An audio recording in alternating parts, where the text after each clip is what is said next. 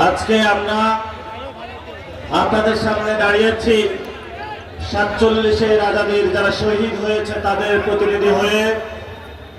আজকে আপনাদের সামনে দাঁড়িয়েছি 71-এর যারা শহীদ হয়েছিল তাদের প্রতিনিধি হয়ে। আজকে আপনাদের সামনে দাঁড়িয়েছি 90-এর যে গণ অভ্যুত্থান হয়েছিল সেই গণ অভ্যুত্থানের শহীদদের প্রতিনিধি হয়ে। প্রিয় বগুড়াবাসী, আজকে আপনাদের সামনে দাঁড়িয়েছি 24-এ আমাদের যে অসংখ্য ভাই এবং বোন শহীদ হয়েছিল, অসংখ্য ভাই আহত হয়েছিল, তাদের প্রতিনিধি হয়ে আজকে আমরা আপনাদের সামনে দাঁড়িয়েছি দুটি কথা বলার জন্য। প্রথম কথা, সেই রংপুরের আপনাদের উত্তরবঙ্গের ছেলে, খুবই সহজ সরল ছেলে ছিল।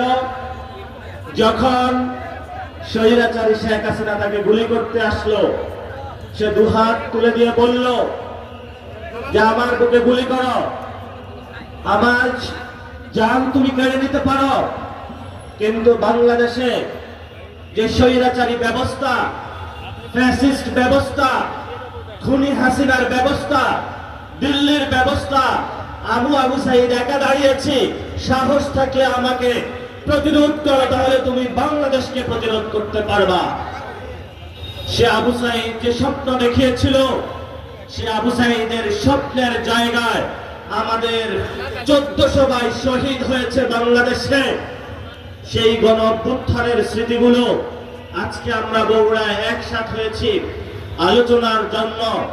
24-এর এই রাস্তা, এই রাজপথ রক্তে রঞ্জিত ছিল। 24-এর এই সময়ে বগুড়ার হাসপাতালগুলা কাতরাচ্ছিল, কারো হাত নেই, কারো পা নেই, সাংবাদিকদের আহত হাত, সাংবাদিকরা আহত হয়ে হসপিটালে দৌড়াচ্ছিল। আমাদের যারা মেডিকেলের ভাই এবং বোনেরা তারা চিকিৎসা দিচ্ছিল। এই ছিল 24-এর সেই সময়কার পরিস্থিতি। সেই সময়কার পরিস্থিতি স্মরণ করতে আজকে আমরা এখানে দাঁড়িয়েছি। তাহলে সেই সময়কার যে মানুষগুলো জীবন দিল, আহত হলো, শহীদ হলো, কেন হলো, সেই প্রশ্নটা আজকে আমরা আবার বগুড়াবাসীর কাছে এসে জিজ্ঞেস করতে চাই।